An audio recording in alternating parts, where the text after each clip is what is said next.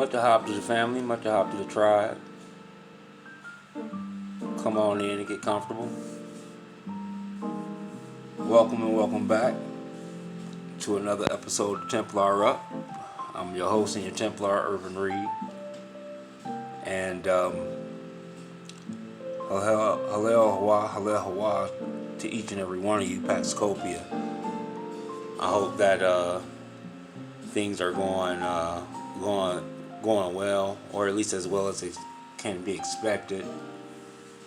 I know there's a lot of pressure. Hopefully today I won't keep you guys long. Again, try to keep it simple, something to fall back to, and surf the wave. I want to give shout outs to Aqua Peculiar Joy.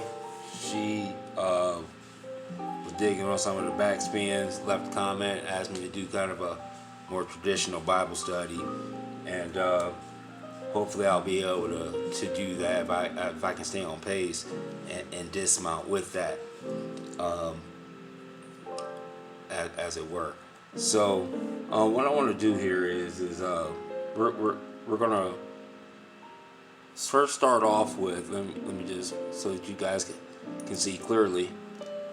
We're gonna first start off with 1 Kings chapter 8, 36 through 53. Okay, the hearken to a stranger. Okay, and that's the scripture we're gonna dismount with. So if you want to pull that up and get that ready, please by all means do so. But first and foremost, I kind of want to go over a few things so that we're all on the same page. In light of everything, and I want to take it back to scripture in the sense that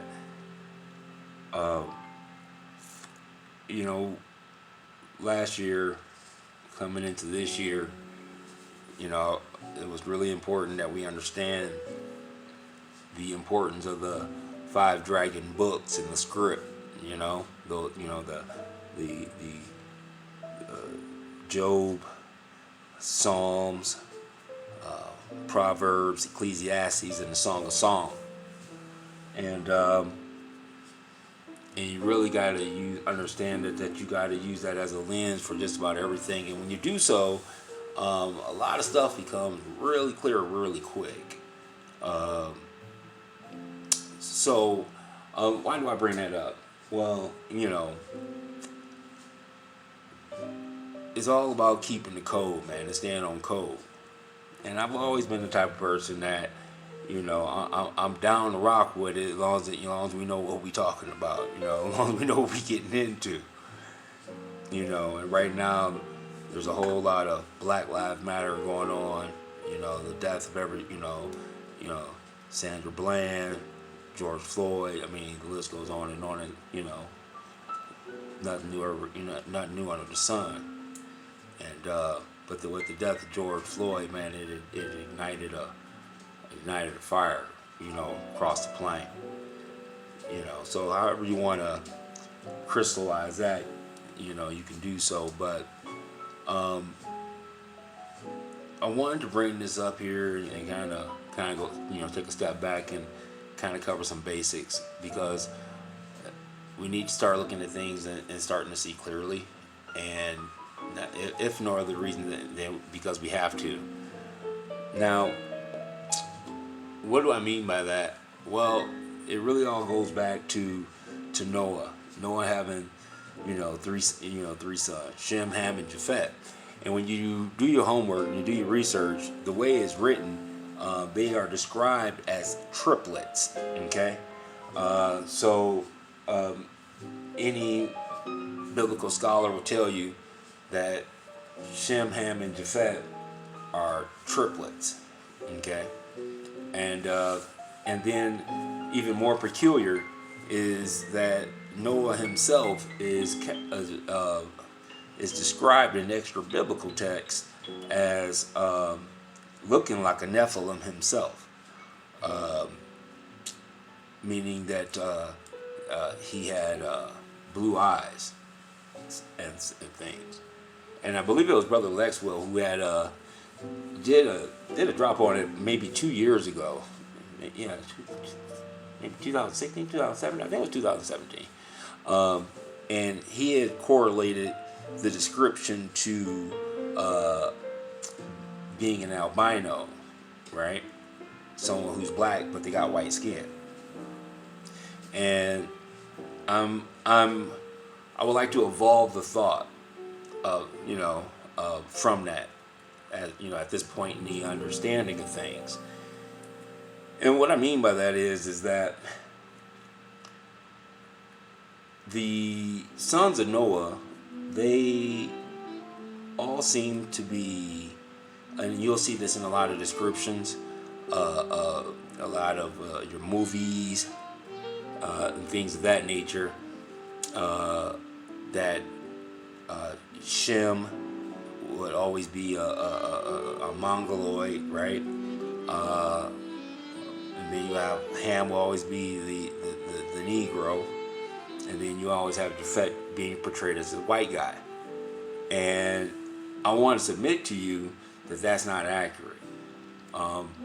They were all the same color, copper color, but they all display. But from them comes each those three main races. Now it's pretty universal thought. Now let me just bring up the notes here once again. And what do I mean by that? Well, what I mean by that is this here. Okay, so Shem there's a white Shem, an amber an amber Shem, and then there's a black Shem. The same thing with Ham, same thing with Japhet, right? And now, Urban, why do you say amber? Well, let's dig on it. Can y'all see that all right? Because we're only talking about the spectrum, right, of amber. So when you dig on it, red is yellow.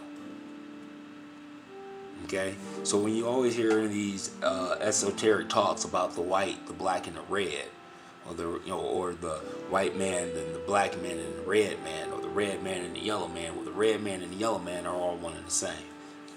Okay, it's the same color, and the color is called amber. You know what I'm saying? You dig? So again, going back.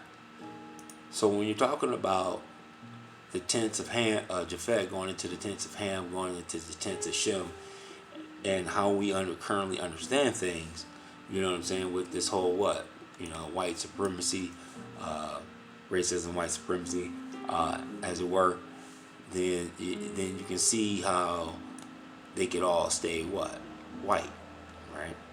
And then when you're talking about Black Lives Matter, they can all stay black, all three, okay? And now with understanding this from this matrix and this mixtures, you can create any race on the planet, okay? So you can take what do you get when you mix a white Shemite with a black Japhetite? What happened when you get an amber Hamite and you mix it with a white Japhetite? You see, this is how this mixture works, and you can create any race on the planet with it.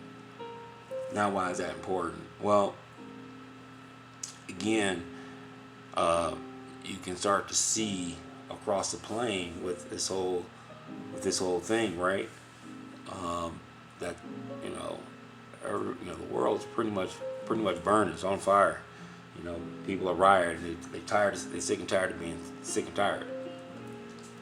Now, when you understand, why do I bring that up? Well, here in America, right? What's the song? The song itself, America, right? the what? The amber waves of grain. You know what I'm saying? But you know, we gotta sometimes change how we think and see things when we talk about amber. You know what I'm saying? And these words and what they mean. Because a lot of these words don't mean what we think they mean. Okay? But when we're talking about amber, right? We're talking about that red. We're talking about that gold. Let's get it back. What are we talking about? Talking about gold alloy, right? Now, if you notice in this gold alloy, there's what? 7 types of gold. You got the white, the whitish, the reddish, the copper red, the pale greenish yellow, the yellowish, and then the gold, right? 1, 2, 3, 4, 5, 6, 7. Right? On one side, you got the gold, the silver, platinum side, and then you got the copper side, because it's all gold. Right? Cities of gold. So, but why is that important? Well, when you dig on it, when you understand, now that we can now better track, when we read these scriptures and these treaties, you know, then now we can get a clearer picture of who's who, you know, because there's a lot of iconography, you know, there's a lot of iconoclasms, you know, a lot of stuff hidden in plain sight, you know, things of that nature. Okay, but you know, again, I want to make sure that we're clear that I'm not, you know, making stuff up. Let's get it real quick. Strangers and Gentiles. Now this is clearly important. Ancient Israel was acquainted to 2 classes of strangers: resident aliens and foreigners, who considered their sojourn in the land more or less temporary. The latter were referred to as the Zarim or Nokrim, terms generally applied to anyone outside the circle the writer had in view, e.g. Exodus 21 and 8, okay, 29 and 33. They retained their ties, and you know, do your homework on these scriptures. They retained their ties to their original home and sought to maintain their former political or social status. Okay, on occasion, they came as invaders.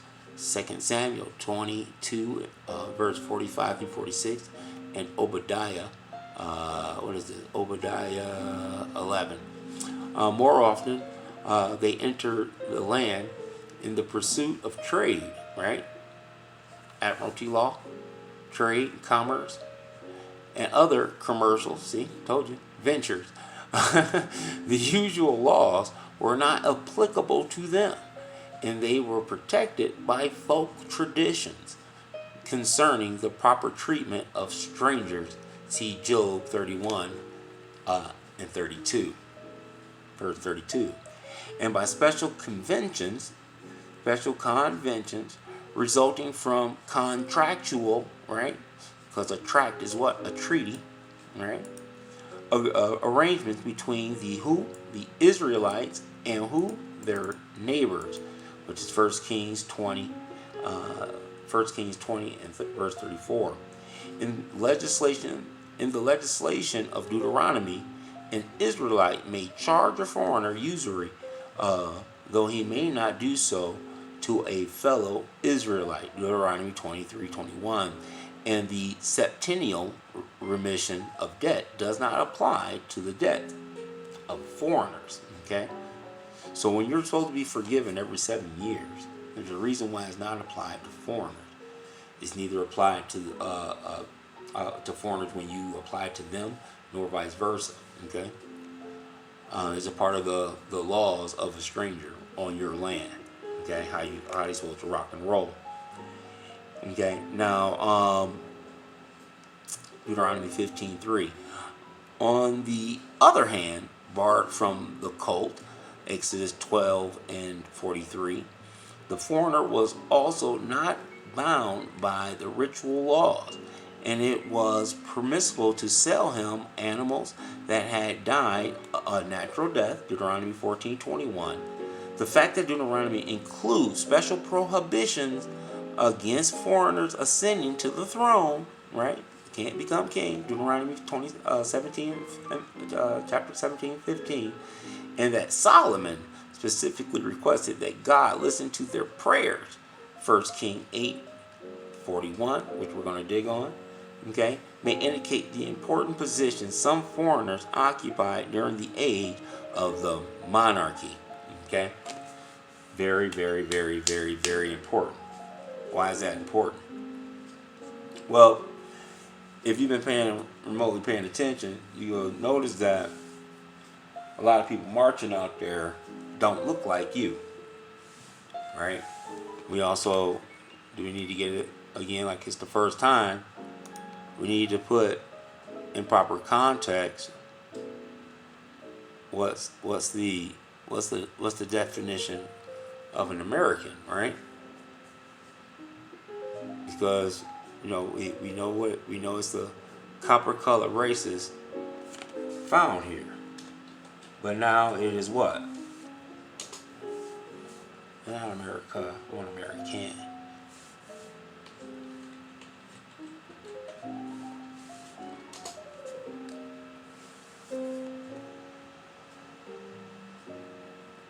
So first, it was a native of America, right? An Aboriginal, originally applied to the Aboriginals, right? Or the copper-colored races that were found here by the Europeans, right?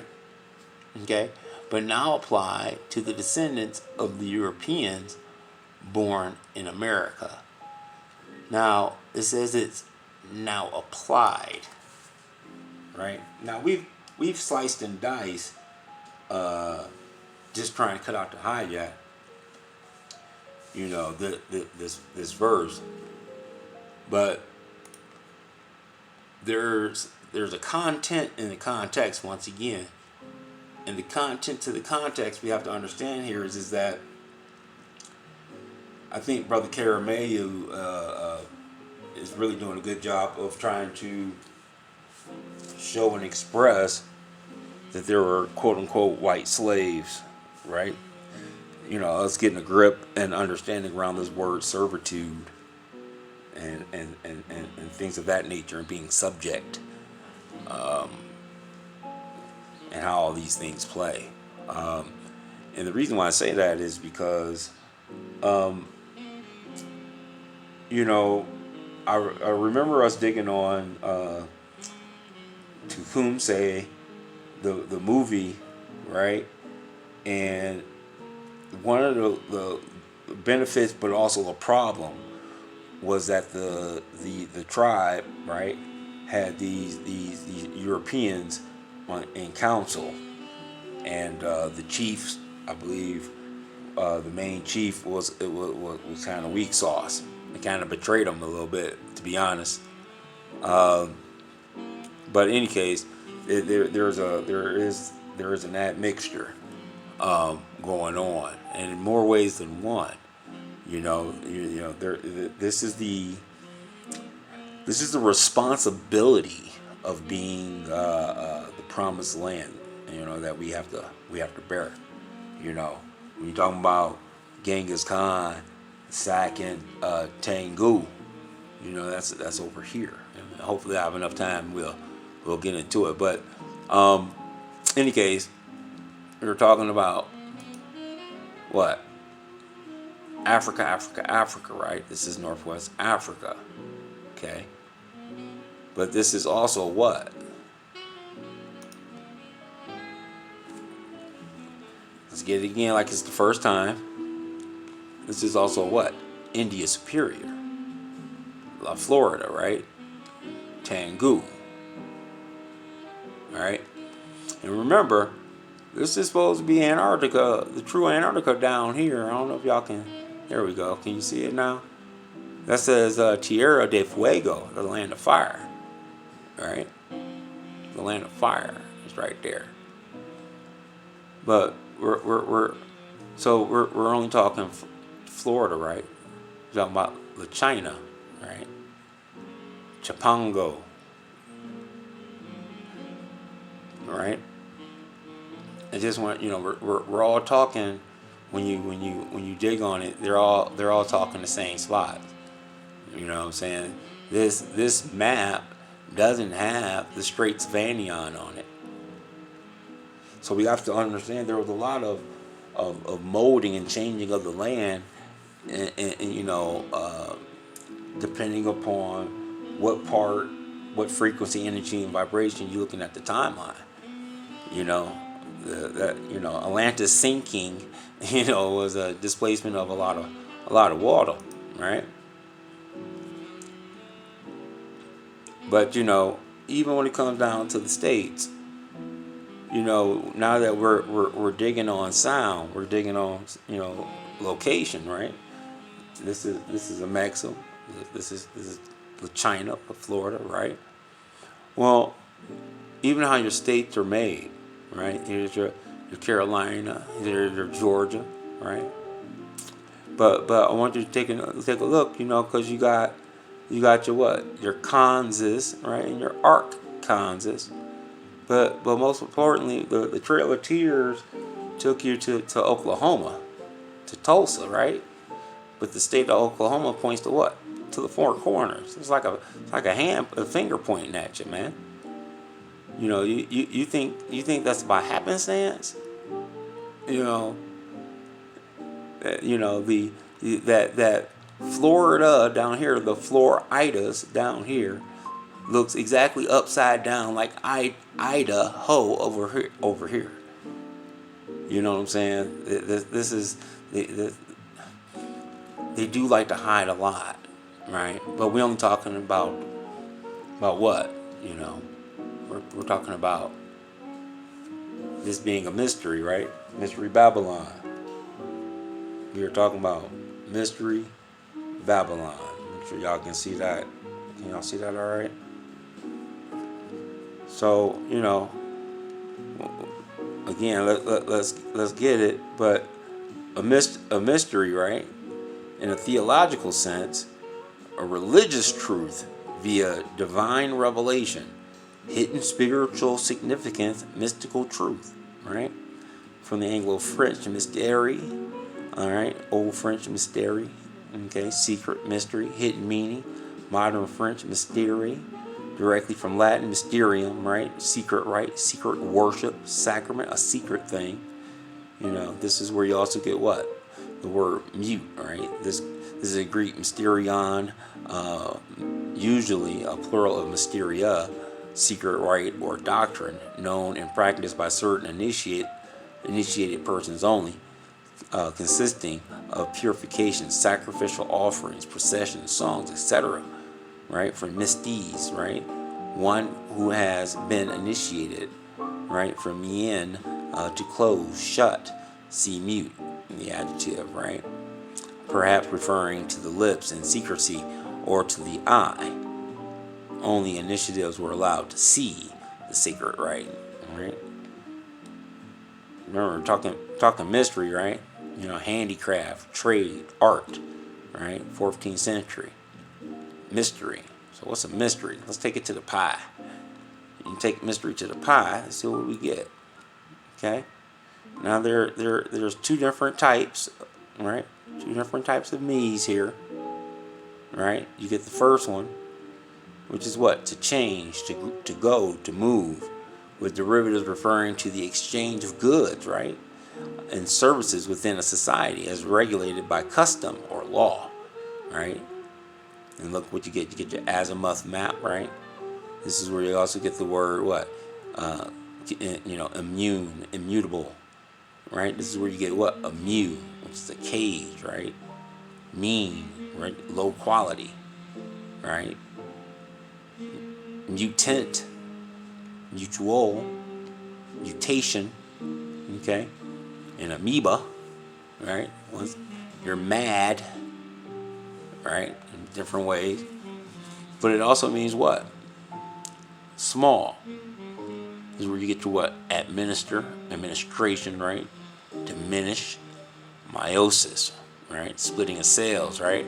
That's where you get the word menu, right? Mince, minor, ministry, minus, a minute, right? Mystery, handicraft, okay? So let's look at black again. Black, right? Absolutely dark, absorbing all light. The color of soot or coal. Burned, right? Black, dark. Black, Swedish, black ink. Blackened to burn. From the pry root blay, right? To burn, to gleam, shine, right? It is the to burn, scorch, right? To blaze, to glow, to burn. From what? Root bale. A's and bays and L's, right? So let's dig on the root. We got some pie. You know I like pie. But this is where you also get what? Schwartz. You know, everybody in the world was swarthy. This is where you get that word. Schwarzenegger. That's double black. You know what I'm saying? So let's dig on it though. Let's dig on the root. Now this root here, you know, you got 3 different variations. You got what? 3 times great, right? 3 bales, right? Now the first one is where you get to shine, flash, and burn, right? Shining white, right? Bright colors. It forms all the part of, you know, black, beltane, right? Blank, blanket, blaze, bright flame, fire, bleach, bleak, blemish. Okay?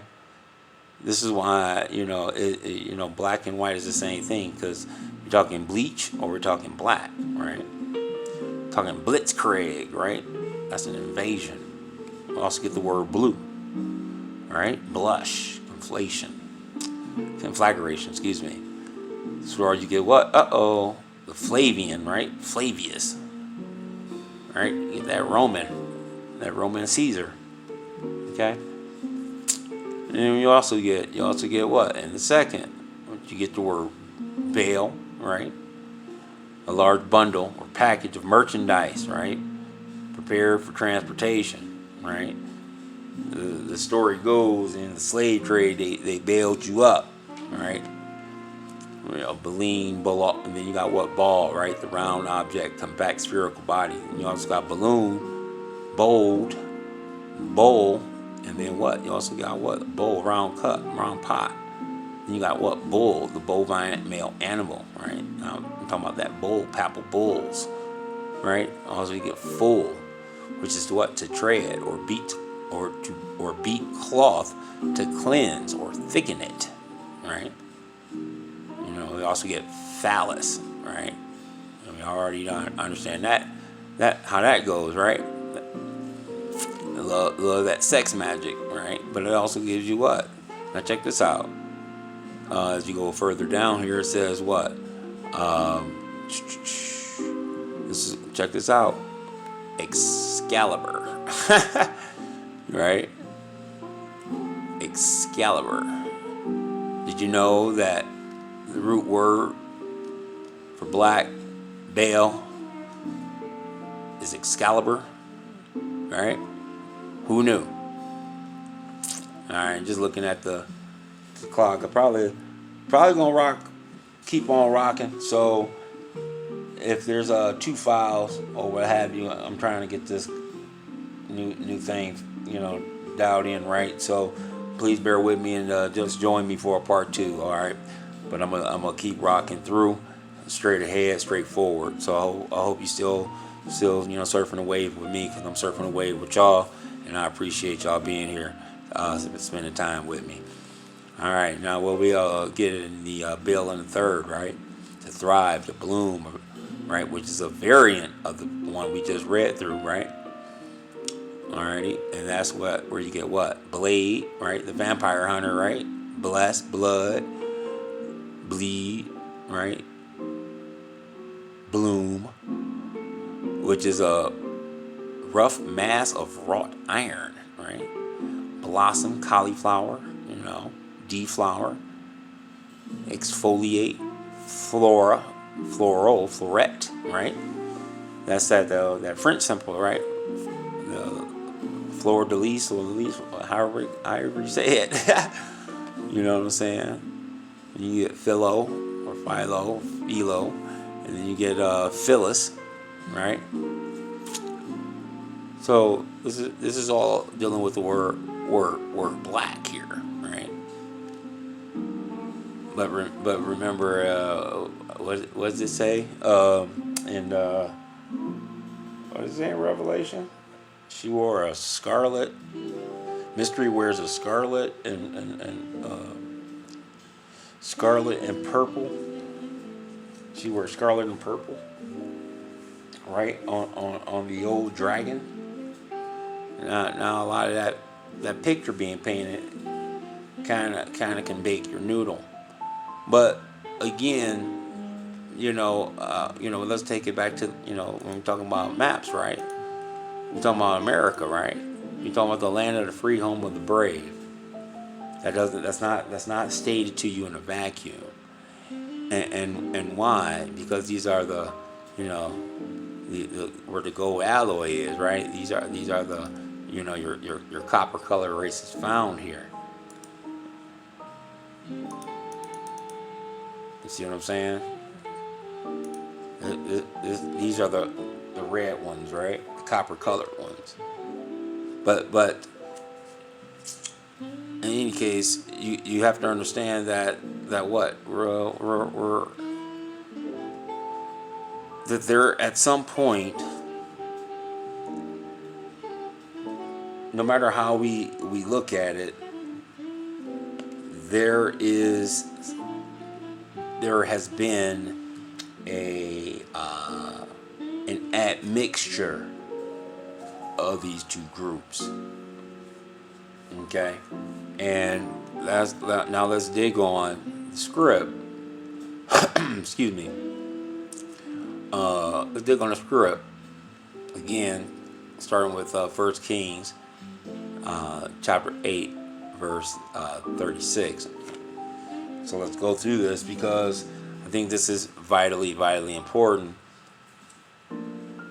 Understanding how a lot of these mixtures are going down, because I think Brother King said it best.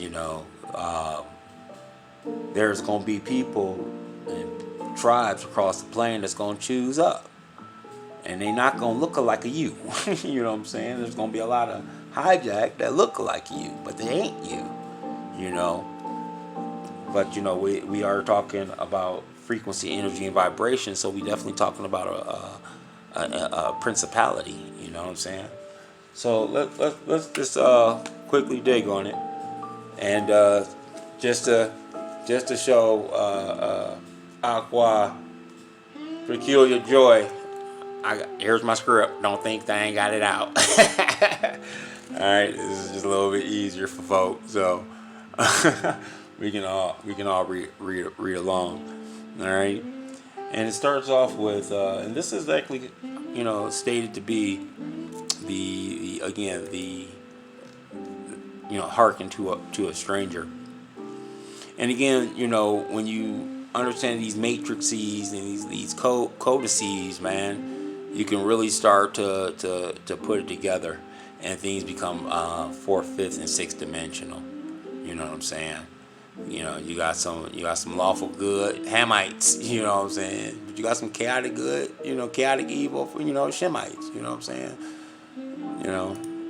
Different things about the construct, right? Straw man. Okay, so in any case, let's get to it. Hopefully by this time, y'all had more than enough time to pull everything out so we can get to it. Verse 6, right? Let's see, can y'all see that? Let me do one more thing. It's a little hard for me to read, so hell, I hope it ain't too hard for y'all to read. All right, let's do it like that. All right, verse 36. Then hear thou in heaven, and forgive the sin of thy servants and of thy people Israel, that thou teach them the good way wherein they should walk, and give rain upon thy land, which thou hast given to thy people for an inheritance. If there be in the land famine,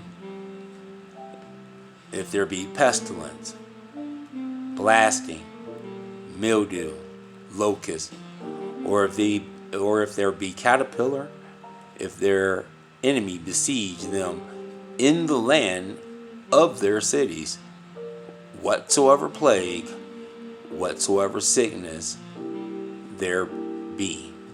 Okay. Now I want you to notice real quick, and a lot of, at least certain, let me say it that way, certain biblical scholars will tell you to pay attention to certain sequences. I think it's in Isaiah. This is when Lucifer says how he wants to be like the Most High 5 times. Well, here you have a sequence of what ifs, right? And there's a couple of other ifs that's going to pop up, and you would think that, well, this is a lot of ifing going on, but in the reality of things, there really isn't. But here you got the first if is what? If be in the land, right? Famine. That's your first one, right? If there be pestilence, blasting, mildew, locust, or caterpillar. Okay, it's another if. But if you notice, it sounds a lot like Revelations, right? All right. Now, if their enemy, okay, besiege them in the land. Now, who is the them? Right? We're talking about the who? The strangers and the people of Israel, right? If their enemy besiege them in the land of their cities, whatsoever plague, whatsoever sickness there be, right? What prayer and supplication soever be made by any man or by all thy people Israel, which shall know every man the plague of his own heart. That heart bone, we talked about that, right? And spread forth his hands to his house. Okay? Then hear thou in heaven thy dwelling place, and forgive, and do, and give to every man according to his ways, whose heart thou knowest. For thou, even thou only, knowest the hearts of all the children of men. All the children of men. And again, I want to remind you, this is King Solomon talking. So it's your King Solomon David talking to you, talking to us. Right? Verse 40. That they may fear thee all the days they live in the land which thou gavest our fathers. Okay? Moreover, concerning a stranger that is not of thy people Israel, but cometh out of a far country for thy name's sake. Right? Now, I know we don't, and I know there's a lot of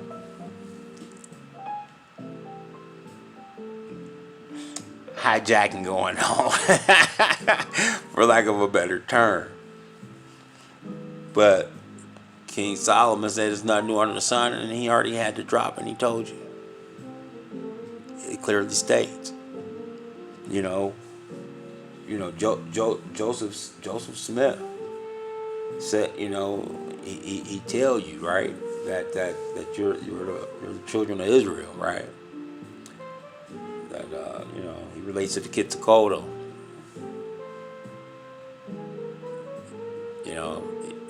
And that type of nature. Then when we put back together the timeline, and we read about the First Crusades and how it's a straight duplication of the same thing going down in the 1600s, man, 1500s. I mean, it just keeps repeating itself. But according to script, they came out of a far country for thy name's sake. Now,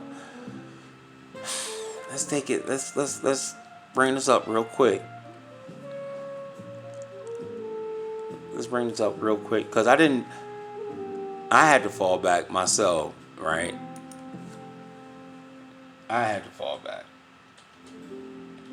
And sometimes when you fall back, you know, you have to put everything together and everything still has to like line up, right? Everything, you know, Doom Diversus, the doctrine of discovery, right? You know, we got this on more than one occasion. You know, how the brother Lex will. You know, cause we still getting Moshe's out the bathwater, right?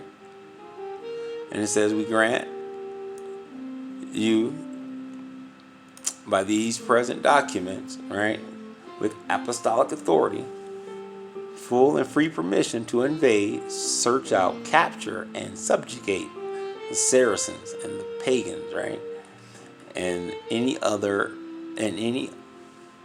unbeliever and enemies of Christ, wherever they may be, as well as their kingdoms, their duchies, their counties, their principalities, and other property, and reduce their person to perpetual servitude. Now, why do I bring this up? Because we're talking strangers. We know who the Saracens are, but we're talking these strangers. Who are these pagans?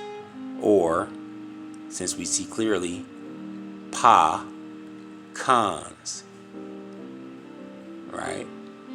These are pagans, Sarah's sons and pagans. Okay, y'all see that? Let me straighten up a little bit. Sorry. Make sure that we sweet. I don't mean to be so bumpy. I just want to make sure y'all can see clear. All right. And again, I bring this up because, you know, we're going into the fourth wave, and we gotta start putting the pieces together and making sure everything stays lined up, everything stays true, stay on code, right? The season's about keeping the code. Now, again, let's go back, right? And then again, okay, why do I bring it up? Because we're talking about what? These races, right? Certain tents going into certain tents. But for the first time in ever, so to speak, you got a generation of young white folks that's growing up with young black folks, so called.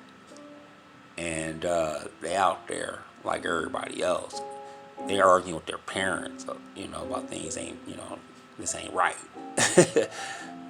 You can surf the wave on that, but there's a reason for it. Because you got to remember, I think it's in the Exodus, about going into the Promised Land. The one thing about the Promised Land, man, and when you dealing with that old thought process. You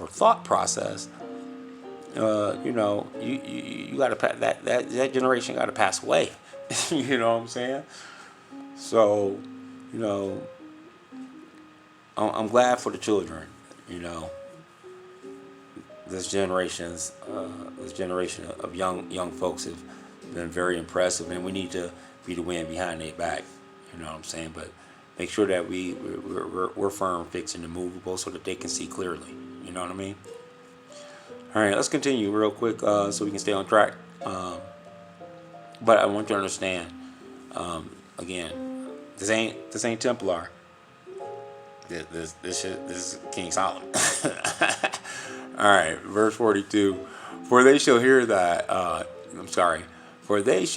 of thy great name, and of thy strong hand, and of thy stretched out arm. And when he shall come and pray towards this house, hear thou in heaven thy dwelling place, and do according to all that the stranger calleth to thee for, that all the people of the earth may know thy name, to fear thee, as do thy people Israel, and that they may know that this house which I have built, Solomon the builder, is called by thy name. If thy people go out, now we're getting back into a group of ifs, right? Okay?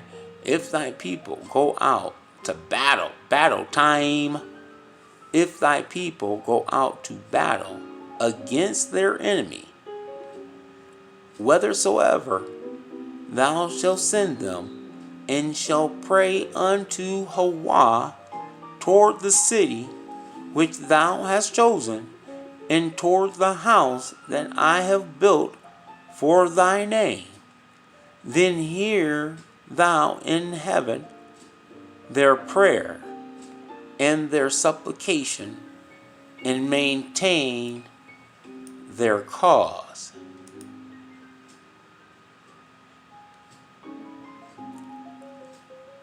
Let that sink in. Now, verse 46. If they sin against thee, for there is no man that sinneth not. Let's get it again. If they sin against thee, for there is no man that sinneth not, and thou be angry with them, and deliver them to the enemy, so that they carry them away captives unto the land of the enemy,